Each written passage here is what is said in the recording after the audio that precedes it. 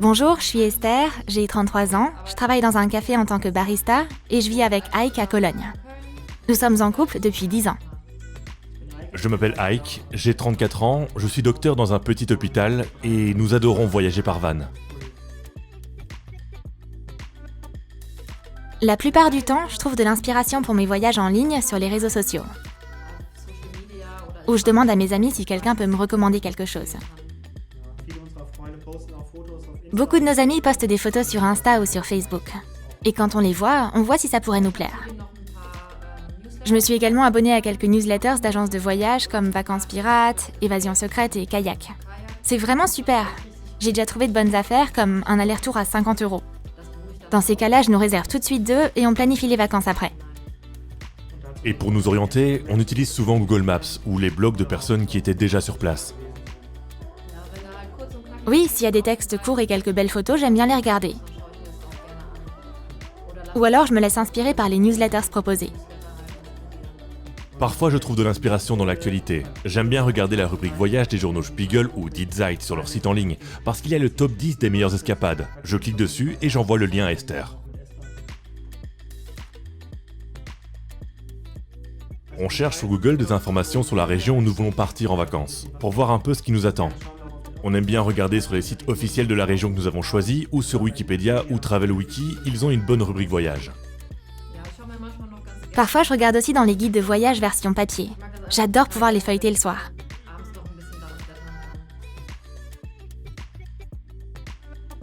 Je réserve mon voyage en ligne, de préférence directement chez le prestataire. Comme ça, on est directement en contact avec quelqu'un sur place qui peut nous conseiller sur les plus belles choses à voir.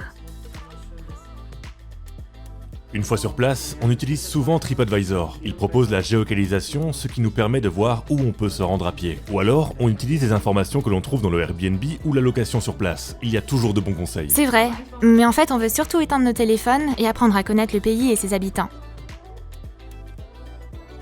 Pour moi, les vacances idéales sont celles où je peux apprendre quelque chose de nouveau. Ça peut être n'importe quoi. Rencontrer des gens, découvrir de nouveaux paysages, ou bien manger ou boire quelque chose que je ne connais pas. Exactement. Et c'est vrai non seulement pour nos longues vacances où on part un peu plus loin, mais aussi pour les séjours courts que nous faisons 2 ou 3 fois par an. Par exemple, des amis nous ont parlé d'un cours de cuisine dans les Hauts-de-Fagne.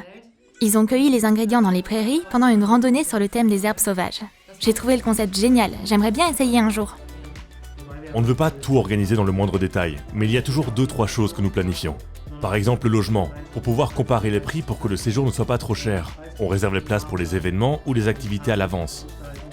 Mais sinon, nous nous laissons un peu porter. Si tout est planifié à la minute près, on trouve que ce n'est plus de la détente. Exactement. J'adore me laisser porter un peu. Vivre beaucoup d'expériences, comme dans les films de road trip où on peut simplement profiter de l'instant présent. Et avec Ike, ça marche très bien. On passe toujours un bon moment ensemble. Pour être honnête, je ne savais même pas que nous avions déjà été dans la grande région. Mais ce qu'on a adoré, c'était la petite brasserie à Bellevaux en Belgique, que nous avons découverte par hasard l'été dernier. Et le brasseur Tom était super. Oui, c'est vrai, on s'est vraiment bien amusés. C'était des vacances géniales.